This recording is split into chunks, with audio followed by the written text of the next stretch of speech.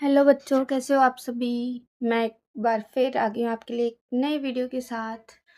इससे पहले मैंने 2 वीडियो बनाए हैं, जिसमें मैंने बताया है कि संवाद किसे कहते हैं और उसके कितने प्रकार हैं। आज के वीडियो में हम जानेंगे कि संवाद की विशेषताएँ क्या-क्या है। तो आइए शुरू करते हैं और आप मेरे चैनल को फॉलो, सब्सक्राइब एंड लाइक ज़रूर करिए, इससे मुझे मोटिवेशन मिलता है। चलिए ज़्यादा समय ना गवाते हुए इसको स्टार्ट करते हैं। आज अगर हम संघवाद की विशेषता की बात करें तो पहले आता है सत्ता का बँटवारा। जहाँ पे भी संघवाद होता है वहाँ सत्ता का बँटवारा ज़रूर होता है और ये किनमें होता है? अलग-अलग स्तर की सरकारों में होता है। अगर हम भारत का एग्ज़ाम्पल लें तो भारत में 3 स्तर की सरकार है, केंद्र, राज्य और स्थानीय। पहले स्थानीय नहीं था, अब जुड़ गया है।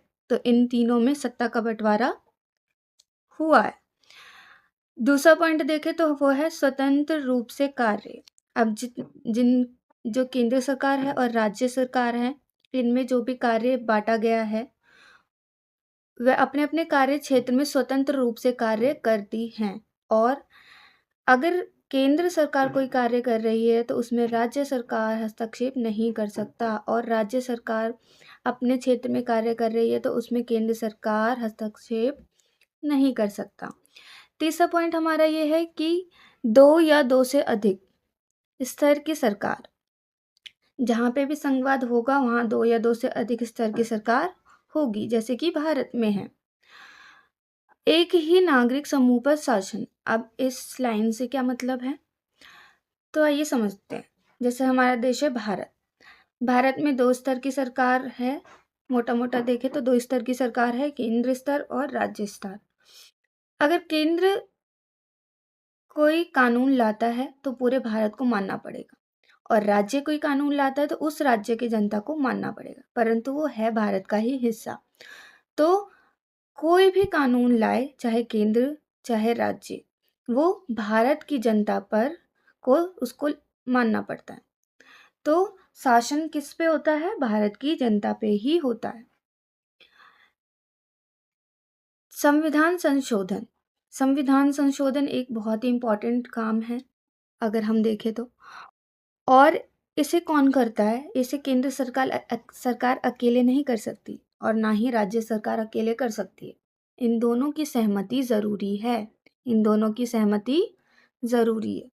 तो केंद्र सरकार और राज्य सरकार मिलकर ही फैसला लेते हैं। संविधान की व्याख्या। अब संविधान की व्याख्या कौन कर सकता है? संघवाद में अदालत को यह अधिकार दिया गया है कि वो संविधान की व्याख्या करे, प्लस वो सरकारों के कार्यों की व्याख्या करे।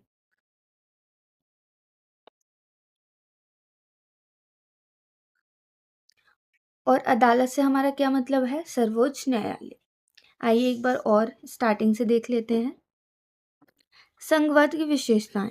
सत्ता का बंटवारा अलग-अलग स्तर पे होता है। स्वतंत्र रूप से ये अपने-अपने क्षेत्र में कार्य करते हैं। राज्य सरकार केंद्र सरकार के कार्यों में हस्तक्षेप नहीं कर सकती और केंद्र सरकार राज्य सरकार के कार्यों में हस्तक्षेप नहीं कर सकती। 2 या 2 से अधिक स्तर की सरकार होती है संघवाद व्यवस्था में। एक ही नागरिक समूह पर शासन किया जाता है। संविधान संशोधन केंद्र और राज्य सरकार की सहमति से ही होता है। संविधान की व्याख्या का अधिकार किसके पास है? अदालत के पास है। संविधान की व्याख्या और सरकारों के कार्यों की व्याख्या। अदालत से हमारा क्या अभिप्राय है? सर्वोच्च न्यायालय।